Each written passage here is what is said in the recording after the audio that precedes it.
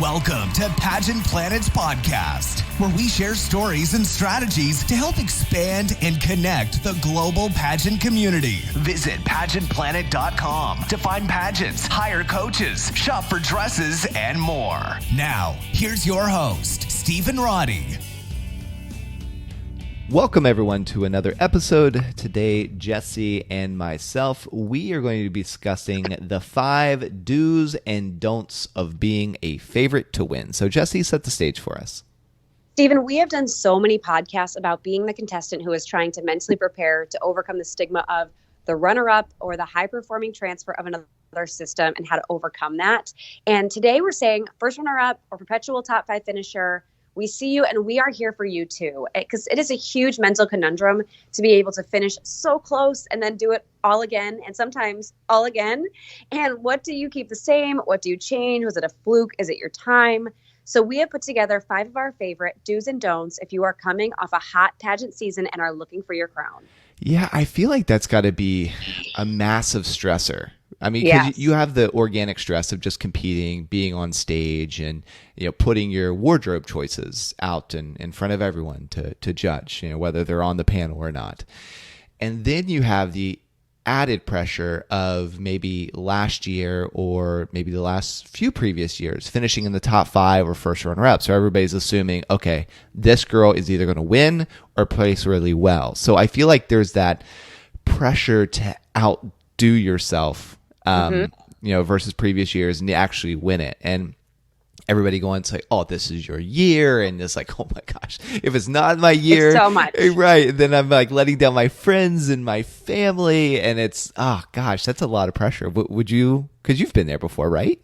So I haven't quite been there, but I've been in a situation where I went to a pageant and kind of unbeknownst to me, I was looked at as the favorite before I got there.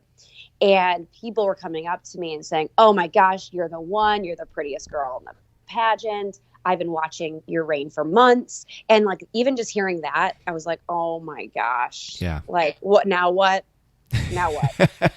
It's terrible. Yeah, it is. And I mean, those people are well-meaning. They believe are. that they're being encouraging to you. And in the moment, they are. I mean, it's got to feel good to hear those things. It's when you walk away, you go to sleep at night, and you're like, the night before the competition, the night or the day of the competition, it's like, oh, crap. Like, Well, I got to do well. Did you watch Miss Universe prelims at all yesterday? I did not. I didn't watch the prelims. I got because we've got Sunny there and Paige is there, and so they were sending me like videos and picture updates, but I didn't watch the live. So Miss France is widely considered a favorite. I mean, she's gorgeous, redhead, short hair, like beautiful face and body, and she fell during swimsuit. Oh, Yeah, and but I don't. She might not have any idea that she's a favorite. We just kind of follow the community so closely. But I mean, imagine the pressure, and then imagine the defeat she must have felt afterwards. yeah. Oh my God, my heart breaks for her. I know, and I feel like was there another contestant that fell too last night? I only saw about France because I follow a couple people that are obsessed with her. Uh-huh. So it was all over my feed. I felt like the staff is telling me somebody else fell too, but regardless, I mean, it's got to be. I mean, you're on the world stage right there, and then you fell, and that's got to be a massive mental hurdle that she has to overcome for the rest of the competition. But Yeah. She's going to be a better human for it, because the ability to pick yourself back up, put a smile on your face, and go back out there, that is going to develop something so deep within her that no one will ever be able to take that away again. And for France, there's got to be that additional pressure because France won the Miss Universe title a few years ago, so it wasn't like she was beautiful, and then you got the front runner, and so heart goes out to Miss France. And for everyone that's maybe fallen, I will encourage you that you learn more from your failures than you ever do your successes. I mean, my biggest, most visible failures have left such a wound, that it's like, I never want this to happen again. Like, how can I protect myself from having this happen again? And it really forces you to look deep. In the process, it's very painful, but the rewards are tremendous. Yes, agree. So with that, we have 5 do's and don'ts of kind of being a favorite to win. So what's the first do or don't that you have for us? Well, the first is do go through a thorough wardrobe evaluation. And like, my goodness, this is my favorite because like shopping for any contestant is like the best part, but there is nothing like a professional photo to tell you how much you overlooked in the mirror. So many contestants don't get the opportunity to make tweaks because like for me, I competed my last year of eligibility in MAO and there was swimsuit at the time. And I had worked so hard on my body and I had like stuffed my bikini top to high heaven because I wasn't blessed in that area. I was like, okay, yeah, finally I got some cleavage. This is amazing. And then I got my professional photos back. And the way I had stuffed it had made it sit like an inch away from my body. And I remember thinking like, how did I not win swimsuit prelim? I was definitely salty about it. Like everyone told me afterwards that they had me as their favorite and I didn't. So like, thank you so much. So like looking at the picture, I'm like, okay, it makes sense. But like, how helpful would that have been if I had another year to compete and I knew, okay, don't stuff your bra that way. So like, buy the photos, stalk yourself on Instagram for photos so you can see all of the angles. Like people might tag you in photos or you might be in the background of photos. And like, that's sometimes like if you are looking at yourself posing, you might look great. But when you turn and you're walking and maybe your wardrobe kind of like does something funky in the fitting, you would never have known that. So like, which outfits do you feel translated well, both in photo and video? Did any need some additional nips and tucks that a tailor can fix between now and next pageant? And did any really just not translate at all and need to be fully replaced? Like you look back at photos and you're like, I thought this color would pop against my complexion. It did in my mirror, but maybe not against photos or natural lighting. So like, think about that. And I'm hoping that with everything I had, that the contestants that placed in the top 5 or first runner up had the guts to ask the judges if they had any advice after the previous pageant that you finished well, because most systems don't allow you to talk with the judges. But a quick thank you and a please let me know if you have any advice will usually translate into them offering some unsolicited feedback, which is so valuable. And if you didn't have that conversation, I was just reaching out to them now and saying something similar, unless your system is like absolutely not against the rules. But it's definitely worth it to get that info. Yeah. And another thing to consider too with the wardrobe evaluation is, and when you're looking at the photos is, you know, if you're competing in the same local or the same state and you know that they've had the same backdrop for the last, 3 years, and the likelihood of them changing it for the next is not high.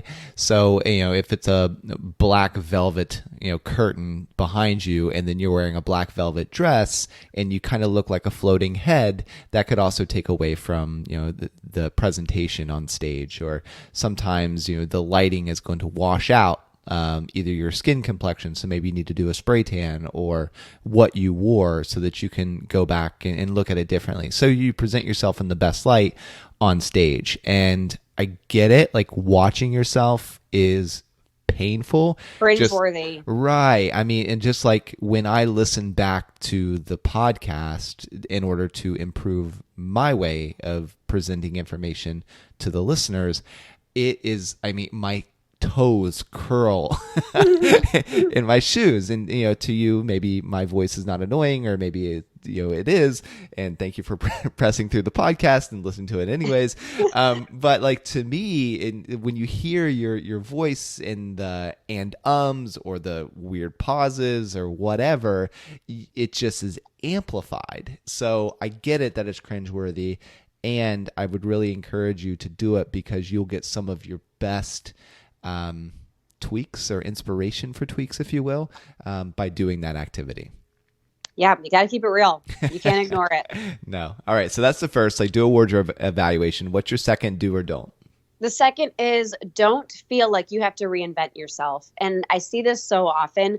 Contestants place in the top 5 and come back the following year, a total departure of the contestant I saw on stage before. So maybe they wore pink frilly and they were first runner up, and then they come back and they wear black velvet head to toe. I'm like, okay, this is different. This is very different. And my only exception is if you really feel like you caved to coaches or opinionated friends and didn't feel like yourself in your choices. And by all means, if that was the case, right that wrong. You should always feel like yourself in your choices.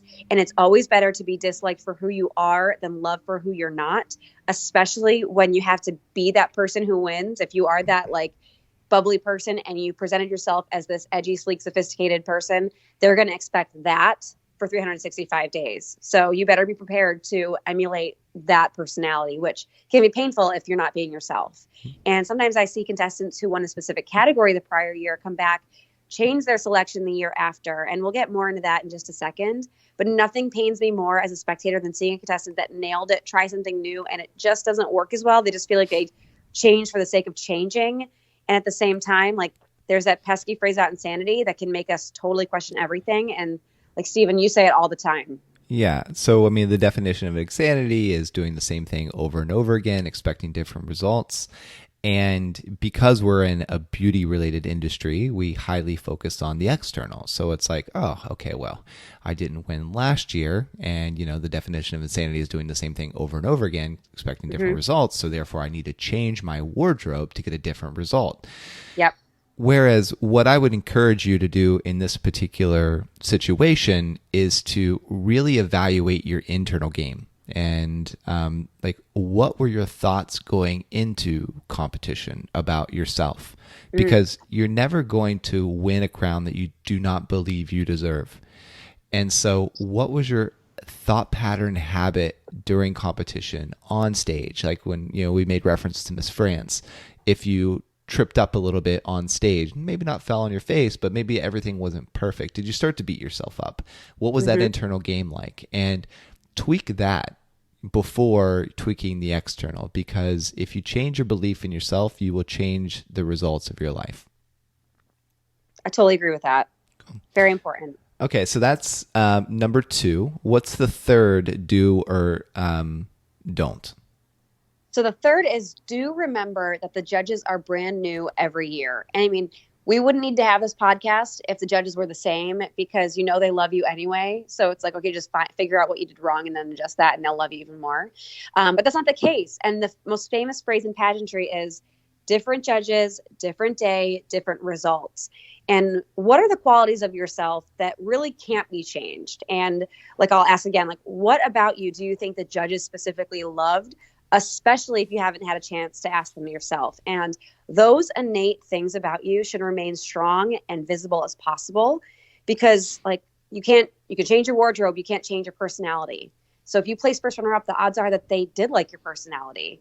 And how have you translated those personality traits appropriately to your wardrobe or your title holder plan? And does it feel authentic and magnetic at the same time? And all that other surface stuff is just luck, because there are hundreds of thousands of stunning evening gowns to pick from. 50% of people are going to love them. 50% will hate them. And you truly can't predict which your panel of judges will go for. So you just have to be authentically yourself on the inside and on the things that you can't change. Yeah. And I would say, just as a blanket statement, right, without knowing your particular situation, the person who's listening on the other end, if you got first runner up at your pageant, you were good enough to win. You change out one judge, the result probably would have been different. You know, so it's often not these massive tweaks. So you don't need to do a complete reinvent of yourself, like what Jesse was talking about in point number 2, because again, you were good enough to win, you just didn't. Okay, you know, moving on. And so that's the whole thing. And as Jesse pointed out, the judges are brand new every year. They're not going to remember what you wore last year. They're not going to remember like she did this particular talent last year and I like that one better than this one. They're not going to remember that. So, I mean, if you're in a talent, a system that allows you to do talent, do the same talent, you know? Yeah. So all of that to say, different judges, different outcome. Okay. Exactly. All right. So that was 3. What's the fourth one? The fourth is don't get caught up in everyone else's expectations. And we already hit on this, but like, I'm going to say it again, like it's a lot and we know it. And every vendor or sponsor you work with is putting all their eggs in your basket. They're like, oh, like I can smell like this girl coming a mile away. Like she's going to take it this year. And then I'm going to be able to say I worked with Miss XYZ.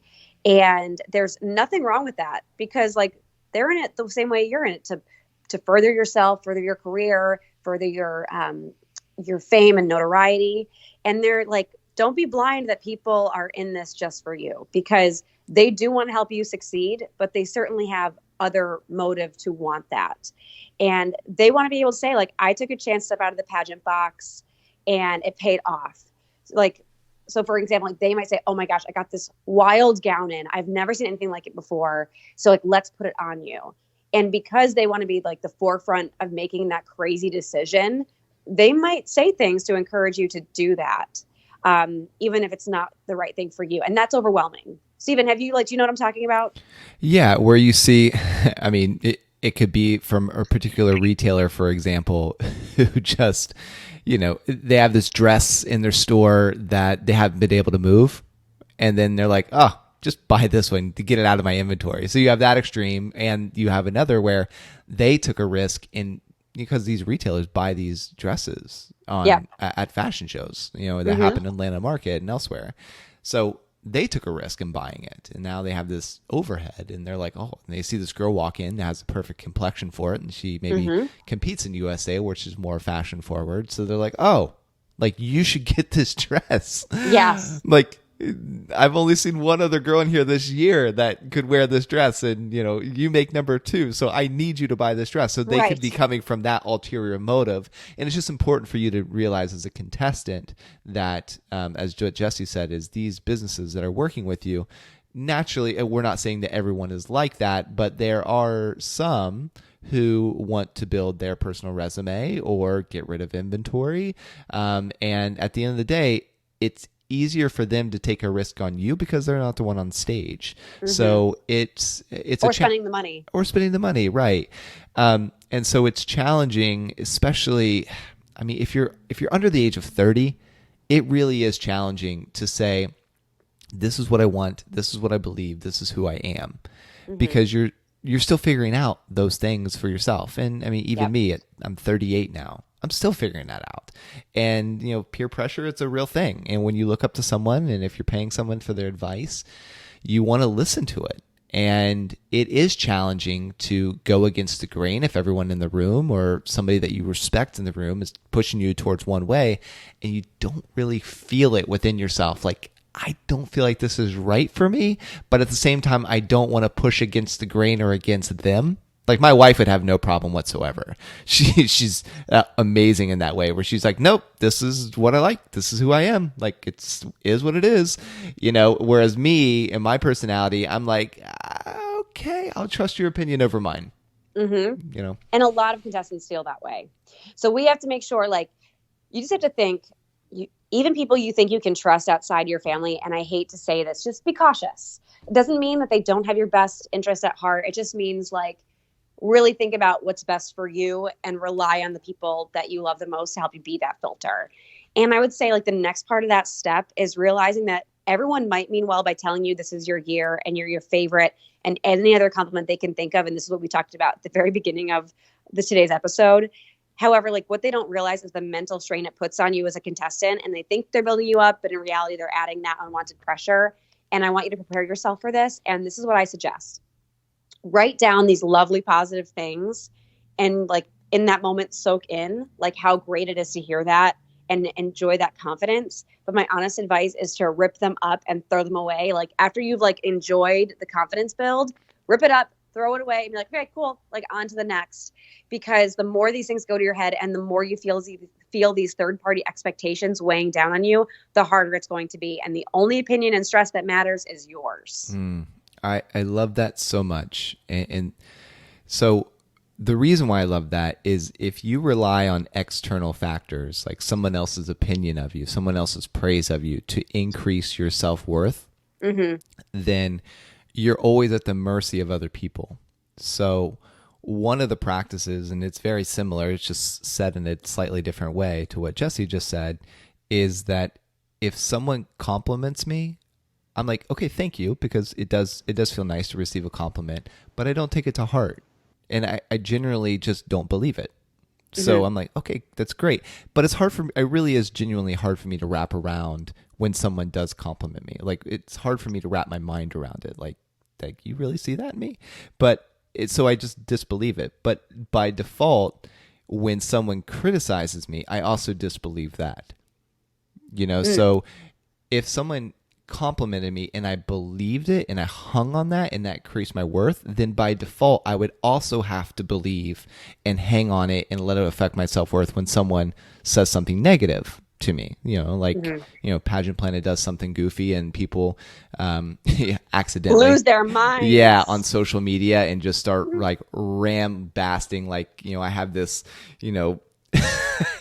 need to exclude certain people from pageantry and all this stuff. And it's like, if I took people's compliments on and really like this defined me, I would also have to take on all that criticism, and that would have probably pushed me out of business years and years ago.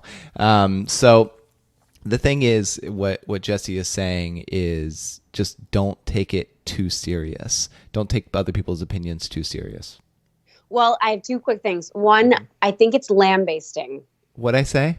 Rambasting. Oh, yeah, lambasting. Maybe I'm wrong. No, you are right. It's lambasting. Okay. Yeah. So my apologies. Thank you for calling me out on that. You emphasized the ram. So I was like, that doesn't rambasting. I was like, is it ram? Is it? What was the other? Sound exactly right. Yeah. What was the other thing that you called me out on? Oh, regardless. You used to say irregardless. I didn't call you out on the podcast, so I was very nice and waited. You were very nice. No. Not this time, Stephen. You've run out of chance.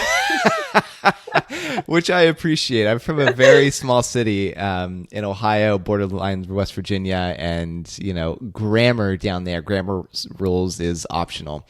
You don't have to follow. Well, and we're teaching people interview tips, so I want them to know that they have someone in their corner that's going to get them where they need to be. It's why you're the queen of coaching and why I'm just the CEO, right? Well, you have all the important skills. The other thing I was going to say is a study came out, and I wish I remembered the source, about millennials and compliments. And one of the reasons they're so unhappy in their workplaces or their jobs is because they take the positive comments too heavily and they totally reject the negative feedback. So like, they're like, well, I should be further along because listen to all these nice things that have been said about me, but then they get the contrary and they can't accept it. Or like, so they're disproportionately weighing compliments and criticism. Yeah. I thought that was interesting. Well, it really does make sense if you think about it from a psychological standpoint. So like if you really, and this might seem to contradict what I said earlier, I get that, but if you really take in somebody's praise and this defines your self-worth, by default, if someone starts to criticize you, you have to immediately shut down. And you can't see any kind of truth in that because it would impact you too much. So you're like, I'm not listening to that. You are wrong, not me, because these other people said I'm awesome. And for you to say I'm not awesome in any way, I just categorically reject that. But that's also, it's like you cannot let that in because it means too much to you. And I will say that I've got a lot of flaws. I really do. However, one of the things that I feel like we do well as an organization and that I do well as a person is take that in. And it's painful, but I do take it in, and we learn so much as an organization from even the lambasting that we occasionally receive on social media. Very good. Very good. Thank you. Yes. So essentially, and this is why social media is so dangerous, is you can't find your validation in others' opinions and words in either direction. You have to be able to recognize your worth and what you bring to the table on your own outside of that. That is the moral of the story of that very long rant. Yeah. So good. Valuable. Okay. Yes. We talked the about next one. Everyone else's expectation. Okay. So what's the fifth one? This would be the last one. So do prepare like you have something to prove. So like, heck yes, you should have a chip on your shoulder.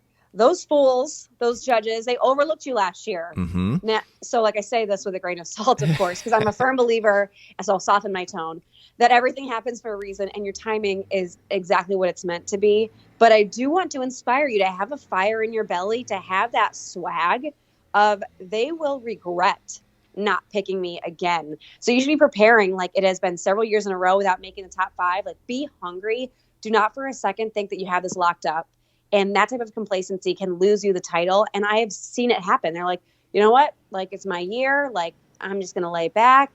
And whether or not, like, you have more time to compete, Like, compete as though this is your last time. Like, that's how hungry I want you to be. Yeah, it's just great advice. So, yeah. Okay, if you were to wrap up all 5 of these points, because we covered a lot. And took some tangents and all that, as we are known for. Tangents, never. Us, absolutely not. So if you were to summarize this, how would you do that? So in summary, there's no right or wrong way to proceed when you're a returning finalist or a highly successful contestant from another system where people are just eyes on you. The biggest advice I can give is to trust yourself and pull in people on your team that are objective with mostly nothing to gain, that will just think about your success. If you loved last year's evening gown, wear it again. If you placed first runner-up and really feel like you didn't love it, your evening gown, change it. Do not allow outside pressures to influence you too much. The judges will feel your authenticity in your choices, and you want them to fall in love with that side of you. Do not look at other contestants and compare them to you. You should be comparing yourself to them as though you are coming in for the first time. So with that attitude change, light that fire and do the work.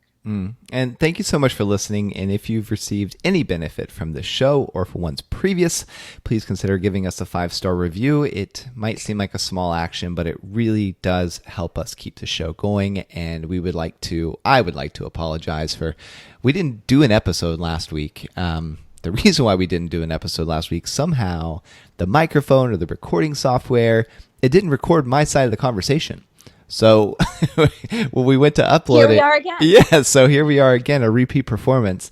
But that's why we didn't do an episode last week. But we will be back on schedule, starting today. So again, I appreciate it so much. And if you received any benefit, give us a 5-star review, leave a comment, hit us a like on YouTube, all that good stuff. And we appreciate you so much.